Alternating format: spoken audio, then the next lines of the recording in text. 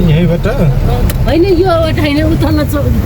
यो बाटो होइन यही सिधै जाऊ बुढाले दर्शन गरेर कपनतिर लाग्दैछौँ नेपाली पानी आन्छन् के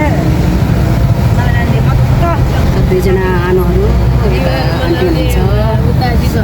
भाइ गएर त मलाई जाम भन्दा त मान्न एकछिन बस्नु दाइ भन्छ पछि त बेलुकी घर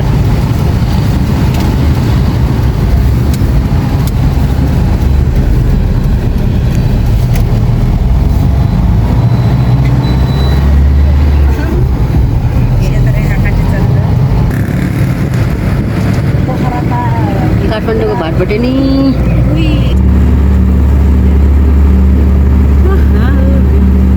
हिजोभन्दा झन् आजको घाम लाग्यो नि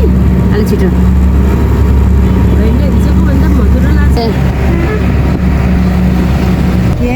गुणेश्वर कम्पनी चाहिँ क्या हो पर गाडी आयो नि ट्याक्सी आएकोबाट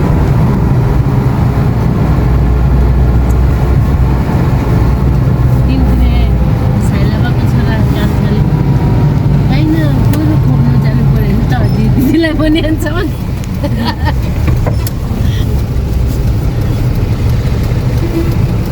यहाँ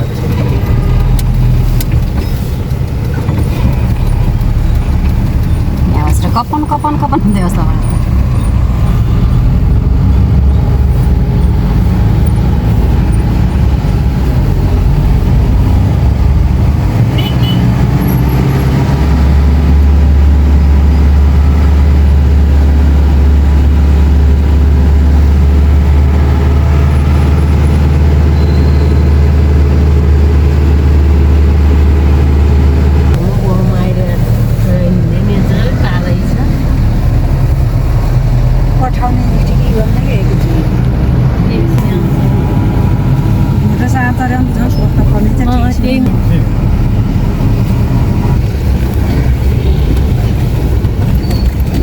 के बिराम भइसक्यो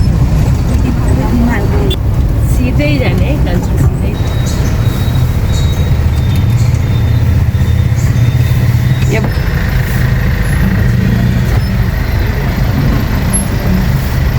के को एकचोटि आएकोलाई भनेर म त कतिचोटि आएर त बल्ल बल्ल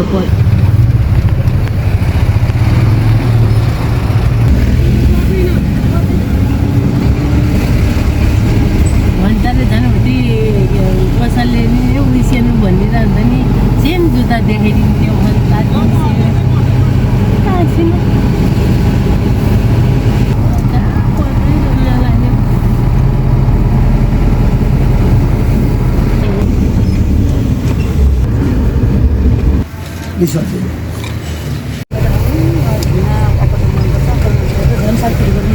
उयोको मनाइ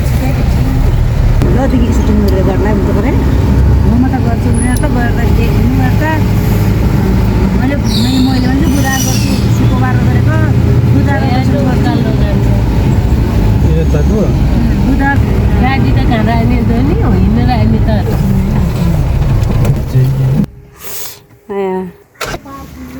यता पार्किङ गरेर अब हामी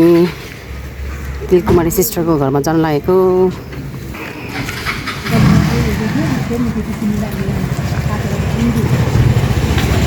हामी चाहिँ यता बुढा नीलकण्ठको दर्शन गरेर खाना खानको लागि तिलकुमारी सिस्टरको घरतिर लाग्दैछौँ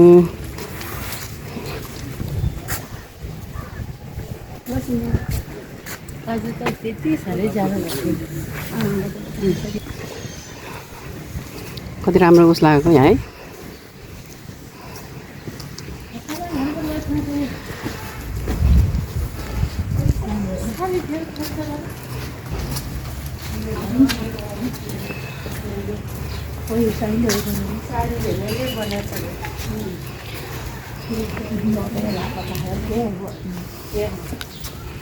हामी चाहिँ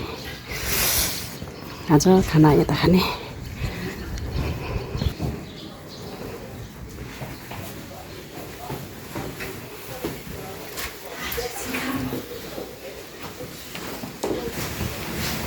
उस भएन र बस्नु उभे त उहाँ छ साथी हामी चाहिँ सिस्टरको घरमा आइपुग्यौँ माथि जाने आउँछौँ माथि नि छन् रे बहिनी तिलकुमारी आएका छौँ तिलकुमारी छोरीको घरमा छौँ ओके सुमन आछ हाम्रो गाइड चाहिँ एकदम के अरे हिजोदेखिको गाइड चाहिँ हाम्रो टकदेवी आन्टी हुनुहुन्छ समाजसेवी समाजसेवी एकदमै के हुन्छ के अरे नारी शक्ति हुन्छ नि एउटा लेडिजहरू पनि एकदमै के ट्यालेन्टेड के एकदम जेन्ट्स जस्तो जेन्ट्स मात्रै नभएको है उहाँ चाहिँ लेडिजहरू पनि एकदम मर्दाको जस्तो के एकदम काम पक्का गर्नुहुन्छ आन्टीले चाहिँ काठमाडौँ आउँदाखेरि सबै इष्टमित्रहरूलाई हामी चाहिँ लुटी कुकुर सहयोग गर्नको लागि त हराम छ एनी टाइम रेडी हुनुहुन्छ जोस् आज चाहिँ अलि त्यो रश्मि आयो भने 3-4 बजेबाट बेलुकासँग बिजी हुन्छु भोलि आज त फेरि उही त्यही हो आन्टीले चाहिँ एकदम घुमाइराख्नु भएको छ काठमाडौँमा एकदम अविस्मरणीय छन् साथी र अर्को बेला नघुमाएर बिना पैसामा घुमाएको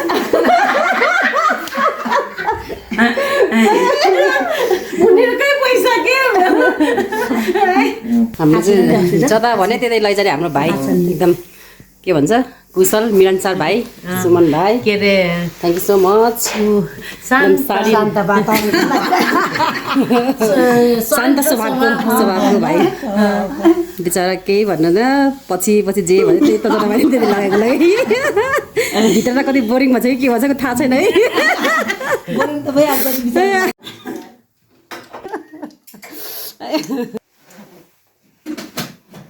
साह्रै पुरानो भयो पुरानो बुढा भयो त्यो त मिठो मिठो परिकार बनाउनु भएको छ किम्ची साग मासु नखानेले मासु पकाइदिएको आफै कल्याण गर्नु हजुर त्यो सिला 1000 रुपैयाँ गरे नि म त मुटुको रोगी हो मेरो मुटु सुकेछ नाटक अब महँगै हैन के रे त गर्छु